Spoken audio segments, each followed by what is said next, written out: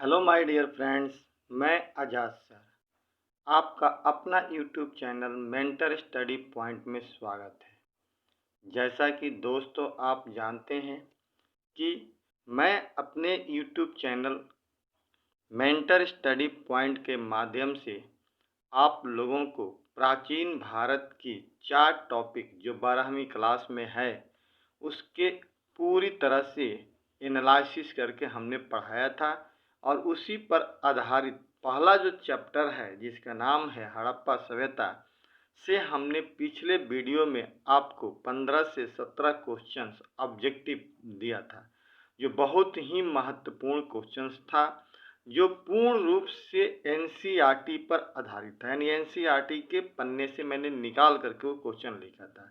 ठीक उसी प्रकार दोस्तों आज मैं फिर से आपके लिए 18 क्वेश्चंस लेकर के आया हूँ, जो एनसीईआरटी से निकाला गया क्वेश्चन है और ये भी क्वेश्चन बहुत ही महत्वपूर्ण है आपके लिए।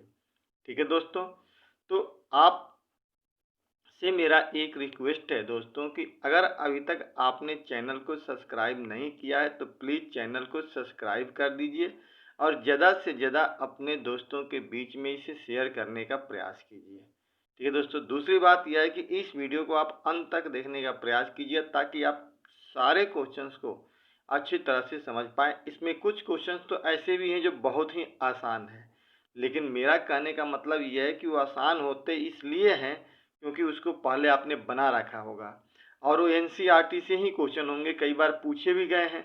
कुछ क्वेश्चन ऐसे हैं जो कभी अभी तक पूछे नहीं है और मोस्ट इम्पोर्टेंट है, एक्सेप्टेड है कि वो आने वाले समय में आपके क्वेश्चन पूछे ही जाएंगे।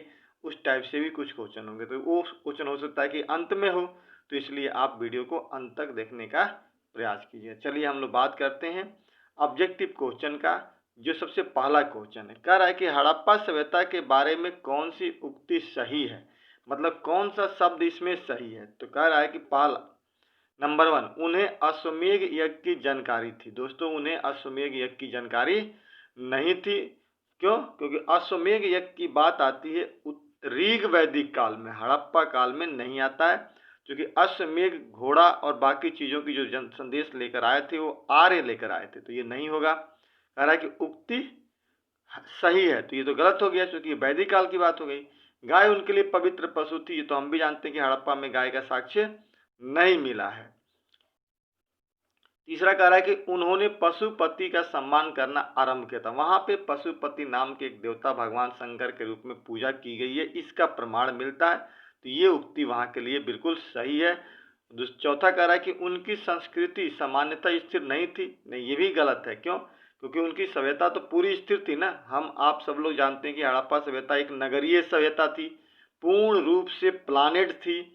प्लानेट जब कोई सभ्यता होती है पूर्ण रूप से नियोजित करके बनाई जाती है तो वो तो निश्चित तौर से अस्थायी होगी, तो ये भी गलत है। तो इसका आंसर क्या हो जाएगा दोस्तों? सी हो जाएगा। दूसरा कह रहा है स्वतंत्रता के बाद भारत में सबसे अधिक, याद रखिए स्वतंत्रता के बाद भारत में सबसे अधिक संख्या में हड़प्पा युगीन स्थलों की खोज किस प्रांत से हुई है? तो गुजरात से हुई है। ठीक है दोस्तों, चलिए आगे कह रहा है कि 4 वेदों में से किस एक से जादुई भाषा और वर्गीकरण का वर्णन है? अथर्ववेद। दोस्तों ये क्वेश्चन एक मिस्टेक से यहाँ पे आ गया था, हड़प्पा का नहीं है, बाकी सारे क्वेश्चन हड़प्पा के ही हैं। अब कह रहा है कि धम्म के सिद्धांत की शुरुआत किसने की थी? अशोक ने की थी, ये भी एंशिएंट का क्वेश्चन है। जातक कथाएं किस महापुरुष से संबंधित है? महात्मा बुद्ध से। हर्ष चरित्र की रचना किसने की थी जी? बाणभट्ट ने की थी। भारत में सबसे पहले शुद्ध सोने के सिक्के जारी करने वाले कौन थे? कुषाण थे। देखिए दोस्तों, अब यहाँ से कुछ क्वेश्चंस पूछे जाते हैं। क्वेश्चन क्या पूछे जाते हैं जी? तो पहला सवाल आता है कि भारत में सबसे पहले सोने का सिक्का किसने जारी किया? सवाल क्या है? सबसे पहले, तो उसको जारी करने वाले हिंद यमन थे। दूसरा क्वेश्चन बनता है कि भारत में शुद्ध सोने के सिक्के किसने जारी किया था? कुषाणों ने, जो आपका क्वेश्चन है। और तीसरा क्वेश्चन पूछा जाता है कि भारत में सबसे ज्यादा सोने के सिक्के लेकिन मिलावटी जारी किसने किया था? तो गुप्तों ने।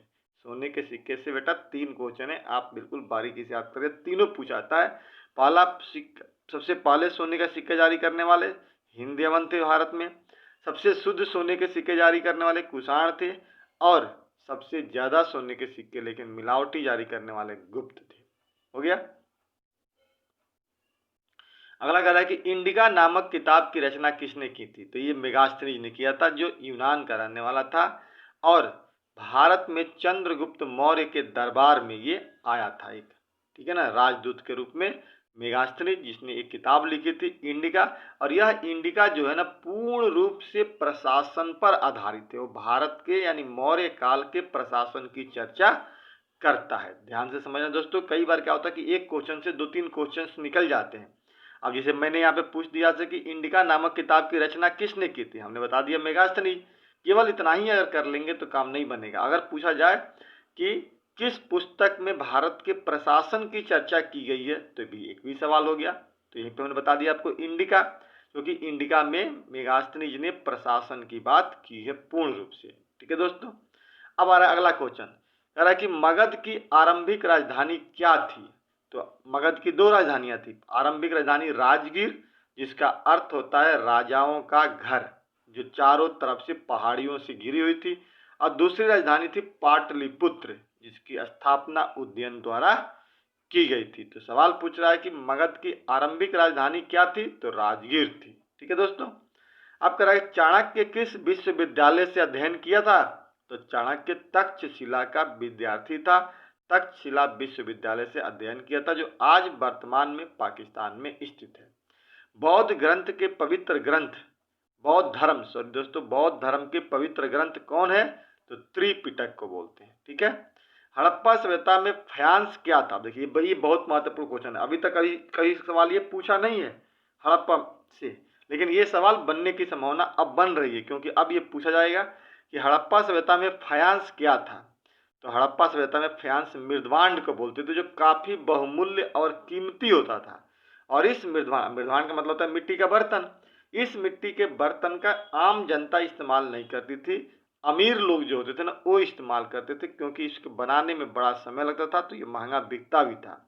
इसीलिए हड़प्पा सभ्यता में फायांस क्या था? एक मृदभांड था, मिट्टी का बना हुआ बर्तन होता था। ठीक है दोस्तों, अब कह रहा है कि मोहनजोदड़ो की खोज कब की गई थी? ये सार्वजनिक क्वेश्चन है, सभी लोग जानते हैं। 1922 ईस्वी में राखल दास बनर्जी द्वारा की गई थी।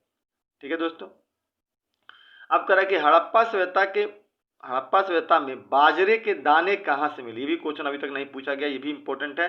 गुजरात से बाजरे के दाने मिले हैं। मेसोपोटामिया वाले, ये भी बहुत मस्त क्वेश्चन है, मेसोपोटामिया वाले हड़प्पा सभ्यता को किस नाम से संबोधित करते थे? तो मेलुहा कहते थे।